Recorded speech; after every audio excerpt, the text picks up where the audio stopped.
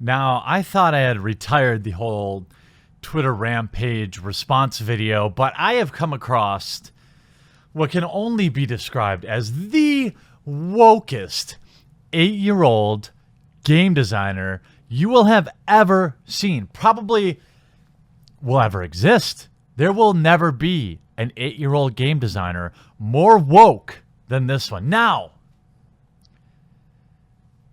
I want to point out, please do not contact this person. This is for our enjoyment and our little circle, a critique. I don't want anyone contacting this person because we know, first of all, what they're going to do. They will get exactly what they want, and that is to be a victim. Let's just enjoy this journey together about inclusive gaming and the wokest 8-year-old ever. I'm going to start you off light. Okay, light. This person goes by Bebo Bold, a game developer, designer out in Seattle. Appears to be a communist and gay and whatever.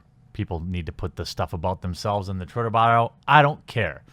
We're going to examine these opinions and thoughts, and only them. It's not hard to be racist, sexist bullies. What we need to do is work toward making behavior of these people publicly unacceptable. Keep comprehensive harassment policies, then enforce them. Okay. Light. By the way, this person was at the dead center of a fake Me Too campaign against another game designer who has now been banned from other conventions. I've already talked about that in a previous video, but there's litigation going on there, so I can't say any more. The goal is to make conventions and events inclusive. Bigots have their McMansions to game in. All public spaces should be inclusive. Bigots have the money to host private events, and so they can do so on their own dime. Well, Bebo, that sounds pretty bigoted of you. And also, are you implying that people of means are the only people who can be bigoted? Only the, quote, rich? Didn't you just post on your Twitter the other day about how much your home has increased in value? I wonder how close you're getting. You wouldn't sit people of color down at a table full of racists. That's not inclusive. That's dangerous. Inclusive gaming is about creating a space where bigots are not allowed. They can go game with other, and it's not exclusionary for them to do so. Let's be clear. Inclusive gaming isn't about giving bigots space at the table. It's about protecting marginalized groups of people so they can have a safe space to game too. Let me translate that. Inclusive gaming isn't about being inclusive at all, especially when I disagree with their opinions. But this sort of thing is what is signal boosted across the interwebs, right? Queer, Latinx, polyamorous, quote, professional board gamer, owner of Bebo Bold Games, leftist. Obviously, you didn't need to really tell us that. But, you know, I did notice something interesting. Look at this. Sharing the increased value of her home in the last 24 hours. She lives in a $363,000 home. I would say that's probably dangerously close to what she referred to as a McMansion. I don't know. I don't know what levels the McMansions begin, but that's interesting. It's very interesting to have that opinion about people of means, because she would appear to be one of them. Now let's just take a light step up now. This is all in the last week, by the way. I'm really exhausted and tired of feeling like I'm just a stepping stone for white men to become better people so they can have healthy and fulfilling relationships with white women. What? That is racist, by the way. It would appear. I guess maybe not, but why is it that they're white men? I don't understand. Every single dude I date just ends up bailing on me for a more nurturing and, quote, motherly white lady, and it's exhausting. Maybe, what? Attention, it just might be you. I mean, maybe grouping white men together and shitting on them all might have something to do with why they're leaving you. I don't know. I'm not dating you. But I digress. It's okay to abandon your toxic conservative family. I did this 7 years ago, and it's the best decision I ever made. I no longer have anyone holding anything over my head, and I have full independence and bought my own house without them. You've got this. You also will be old and alone if you disavow people for simply political disagreements. But you're young. I get it. You have your Patreon to support you, which, is very important to independent people. It's very important being strong and independent, living off of Patreon. I mean, nothing more woke than having a Patreon. That's what I always say. I want to run an event where we teach all women GMs who have never GM'd before and have them run a game for a bunch of first-time women players in Seattle. Well, how inclusive of you, Bebo. Also, allow me to test your logic, okay? If they are a GM, but they've never GM'd before, are they actually a GM? Just testing your logic. And you might ask, before we get to the wokest 8-year-old game designer of all time, you might ask, Jeremy, why? Why are you critiquing these thoughts?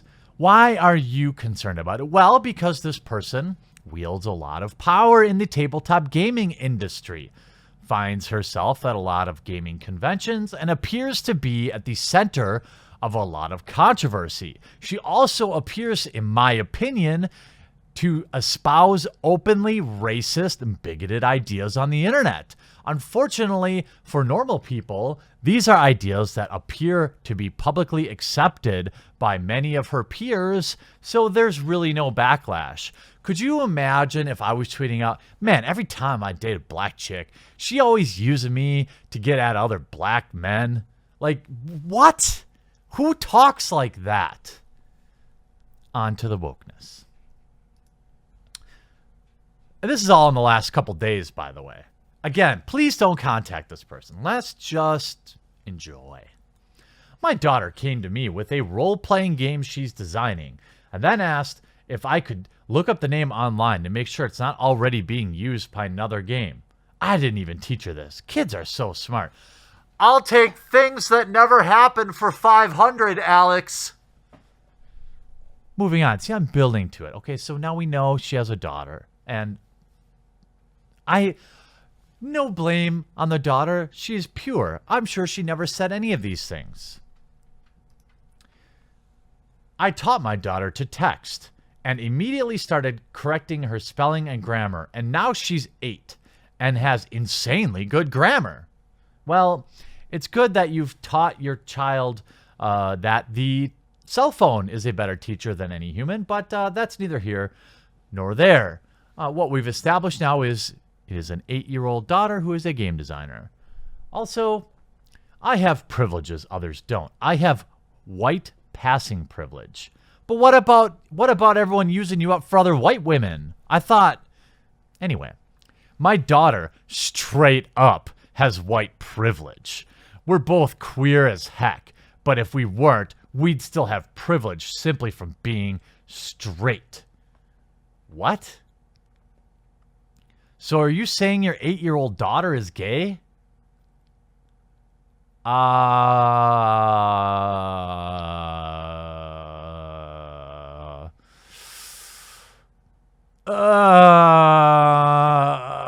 don't know about that. Is it possible that maybe you're pushing it on her. I don't know. I don't live with you. But if my parents were tweeting about my sexuality when I'm 8 years old, that would be the type of thing that would bother me. That is the type of thing that probably isn't true. Now, I am in the camp of, look, if you're gay, you've probably been gay your whole life. Are there people who are experimental? Sure. But I believe that if you're gay, you're gay, okay? And that's A-okay. But it seems odd that at 8 years old, you would be sure of your gayness when you haven't even gone through puberty yet, when you still think boys are icky. And to have your mother tweeting online about how you are gay and yet still have privilege based on your skin color is very concerning. Now, it's not my kid, so hey, raise your kid however you see fit. But I know some people would consider that a cause to reach out to CPS. It seems like some people might have a case for some sort of gross negligence, convincing your small child who is totally developing her own RPG at 8 years old, which will be the next huge success. You'll finally be able to get off that Patreon nipple. It's very curious. It would appear that we have now the wokest 8-year-old game designer on the planet, thanks to her mother, who seems to espouse ideas of racism and bigotry, socialism, a disdain for the wealthy, all these things, while also forcing sexuality on her small child. It would appear. I guess a mother knows. Can't wait to play that role-playing game.